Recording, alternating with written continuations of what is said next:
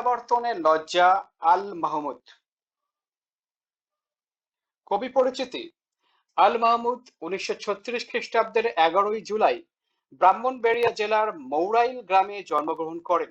তার প্রকৃত নাম মীর আব্দুল শুকুর আল মাহমুদ। তার পিতার নাম আব্দুর রব মীর ও মাতার নাম রওশন আরা মীর। তিনি ব্রাহ্মণবাড়িয়ার মাধ্যমিক স্তর পর্যন্ত পড়াশোনা করেন। দীর্ঘদিন তিনি সাংবাদিকতা পেশার সঙ্গে জড়িত ছিলেন। দৈনিক গণকণ্ঠ, দৈনিক কর্ণফুলী পত্রিকার সম্পাদক ছিলেন তিনি। মধ্যবর্তী সময়ে তিনি বাংলাদেশের শিল্পকলা একাডেমিতে যোগদান করেন এবং পরিচালকের পদ থেকে অবসরে যান। আধুনিক বাংলা কবিতায় আল মাহমুদ অনন্য এক জগৎ তৈরি করেন। সেই জগৎ যন্ত্রণাদগ্ধ শহর জীবন নিয়ে নয়, স্নিগ্ধ শ্যামল প্রশান্ত গ্রাম জীবন নিয়ে। গ্রামীণ জীবন ও প্রকৃতির চিরায়ত রূপ নিজস্ব কাব্য ভাষা ও সংগঠনে শিল্পিত করে তোলেন কবি আল মাহমুদ। তার প্রকাশিত গ্রন্থের মধ্যে রয়েছে কাব্যগ্রন্থ লোক লোকান্তর, কালের কলস, সোনালী কাবিন, মায়াবী পর্দা দুলে ওঠো, অদৃষ্টবাদীদের রান্নাবান্না, বখতিয়ারের ঘোড়া, আরব্য রজনীর রাজহাঁস, শিশুতোষ কাব্যগ্রন্থ, পাখির কাছে ফুলের কাছে, উপন্যাস ডাহুকি, কবি ও কোলাহল, নিঃশব্দা নারী, আগুনের মেয়ে ইত্যাদি। ছোট গল্প পানকৌড়ির রক্ত, সৌরভের কাছে পরাজিত, গন্ধ বণিক। তিনি বাংলা একাডেমি পুরস্কার, 21 পদক সহ অসংখ্য পুরস্কার ও সম্মাননায় ভূষিত হন। তিনি 2019 সালের 15ই ফেব্রুয়ারি মৃত্যুবরণ করেন। শেষ ট্রেন ধরবো বলে একরকম ছুটতে ছুটতে স্টেশনে পৌঁছে দেখি নীলবর্ণ আলোর সংকেত। হতাশার মতন হঠাৎ দারুণ হুইসেল দিয়ে গাড়ি ছেড়ে দিয়েছে।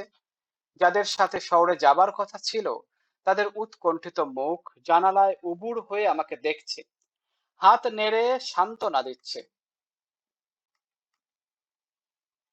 আসার সময় আব্বা তাড়া দিয়েছিলেন, গোছাতে গোছাতেই তোর সময় বয়ে যাবে, তুই আবার গাড়ি পাবি। আম্মা বলছিলেন, আজ রাত না হয় বই নিয়েই বসে থাক, কত রাত তো অমনি থাকিস। আমার ঘুম পেল এক নিঃশব্দ নিদ্রায়। আমি নিহত হয়ে থাকলাম। অথচ জাহানারা কোনোদিন ট্রেন ফেল করে না। ফরহাদ আধ ঘন্টা আগেই স্টেশনে পৌঁছে যায়। লাইলি মালপত্র তুলে দিয়ে আগেই চাকরকে টিকিট কিনতে পাঠায়। নাহার কোথাও যাওয়ার কথা থাকলে আনন্দে ভাত পর্যন্ত খেতে পারে না। আর আমি এদের ভাই 7 মাইল হেঁটে শেষ রাতের গাড়ি হারিয়ে এক অখ্যাত স্টেশনে কুয়াশায় কাঁপছি। কুয়াশার সাদা পর্দা দোলাতে দোলাতে আবার আমি ঘরে ফিরবো। শিশিরে আমার পাজামা ভিজে যাবে, চোখের পাতায় শীতের বিন্দু জমতে জমতে নির্লজ্জের মতন হঠাৎ লাল সূর্য উঠে আসবে। পরাজিতের মতন আমার মুখের ওপর রোদ নামলে সামনে দেখব পরিচিত নদী, ছড়ানো ছিটানো ঘরবাড়ি, গ্রাম, জলার দিকে বকের ঝাঁক উড়ে যাচ্ছে।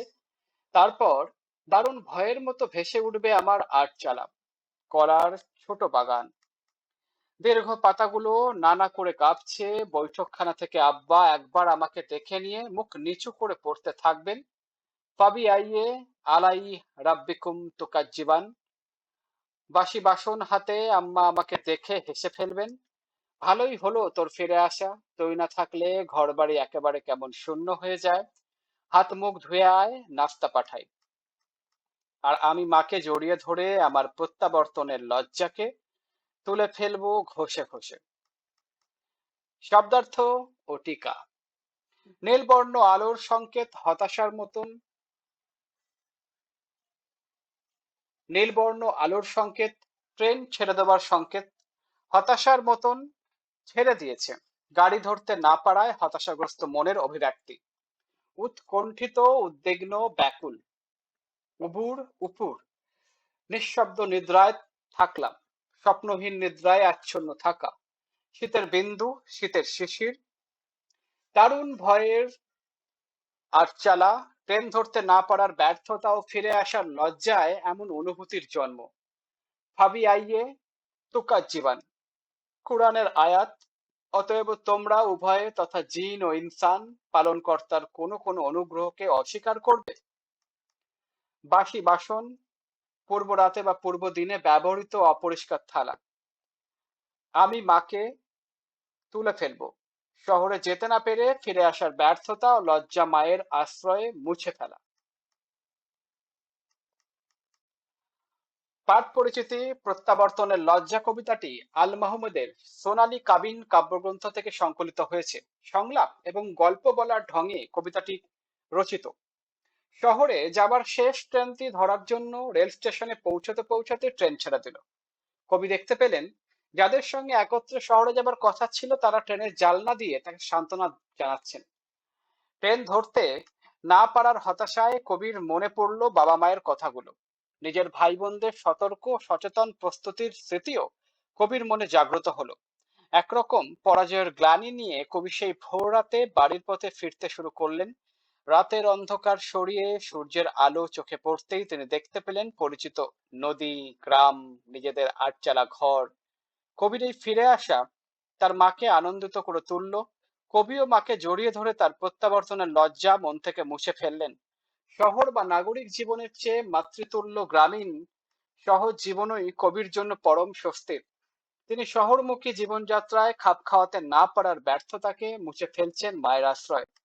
এই মা একদিন এই মা একই সঙ্গে প্রকৃতিরও প্রতিমূর্তি।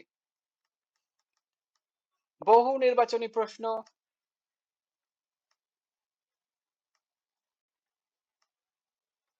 সৃজনশীল প্রশ্ন নিজে করো।